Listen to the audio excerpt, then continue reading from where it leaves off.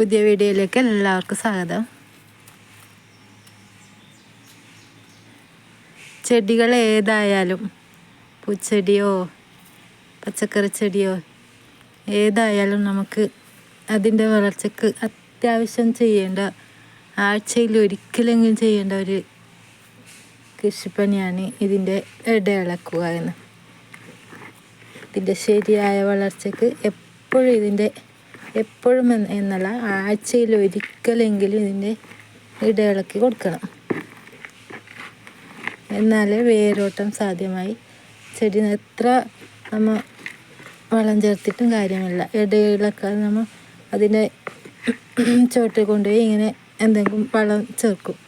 പക്ഷേ അതിന് പിടിക്കണമെങ്കിൽ നമ്മൾ ഈ ചെടികൾ ഇതിൻ്റെ മേലെ ആഴ്ചയിലൊരിക്കലും ഇളക്കി കൊടുക്കണം. ഇത് പച്ചക്കറി ചെടിയായാലും പൂച്ചെടിയായാലും ഏതായാലും നമുക്ക് ഇതിൻ്റെ ഇങ്ങനെ ഒരു ചെറിയ കമ്പോ അല്ലെങ്കിൽ അതിനായി കടയിൽ കിട്ടുന്ന ഉപകരണങ്ങളുണ്ട്.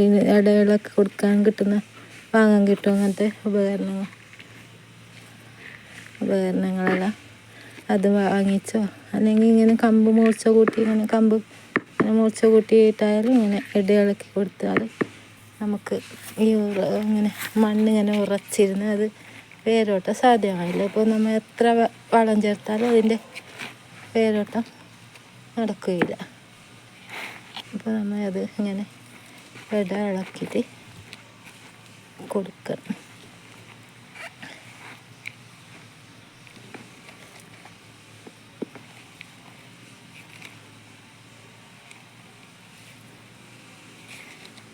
ഇങ്ങനെ എല്ലാ ചെടിയുടെ ഇങ്ങനെ ചുവടൊന്ന് ഇളക്കി കൊടുത്താൽ ആ വേര് എല്ലാ വളം ഇതിൽ ചേർക്കുന്ന വളമെല്ലാം നന്നായി വലിച്ചെടുത്തോളും.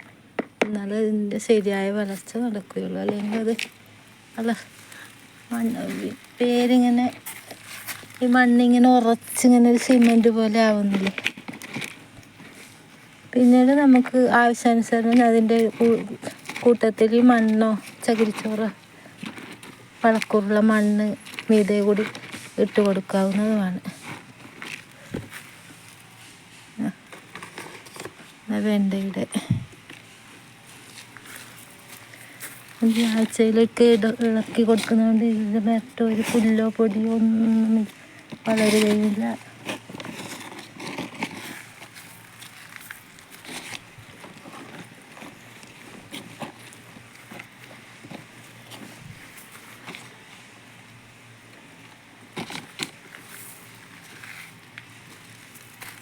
എല്ലാത്തിൻ്റെ ഇടയിൽ ഇങ്ങനെ ഇളക്കിയിട്ട് നന്നായി ഇളക്കി കൊടുക്കണം. നമുക്ക്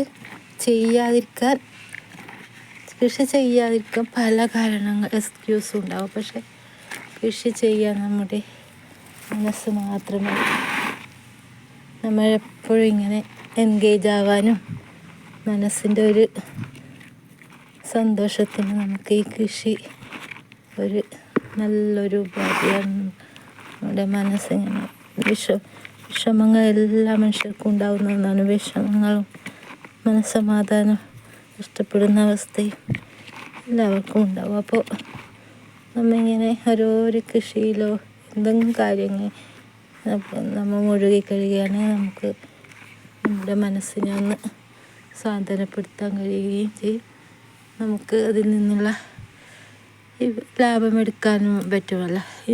ഒന്നുമില്ലെങ്കിൽ 1-2 ചെടി വീട്ടിലുണ്ടാക്കുകയാണെങ്കിൽ അതിൽ നിന്ന് കിട്ടുന്ന, ഇപ്പോൾ ഒരു വെണ്ട തൈയാണെങ്കിൽ 1-2 ഗോവയിൽ വെണ്ട തൈയോ ഒക്കെ നട്ട് ഒരു വെണ്ടയായാലും നമുക്ക് നമ്മുടെ വീട്ടിൽ നിന്നുണ്ട കൃഷി കിട്ടുക. നമ്മുടെ വീട്ടിൽ നിന്നൊരു പച്ചക്കറി പറിക്കാൻ കഴിയുമ്പോൾ നമുക്ക് അത് കിട്ടുന്ന ഒരു സന്തോഷം വേറെ തന്നെയാണ്.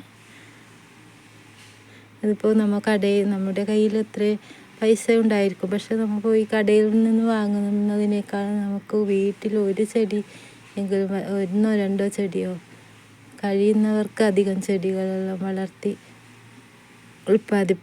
പച്ചക്കറി ഉൽപ്പാദിപ്പിക്കുകയാണെങ്കിൽ അല്ലെങ്കിൽ പൂക്കൾ ഉണ്ടാക്കുകയാണെങ്കിൽ അതൊക്കെ നമ്മുടെ ഒരു മനസ്സിനൊരു നല്ലൊരു സന്തോഷം കിട്ടുന്ന ഒരു കാര്യം തന്നെയാണ്.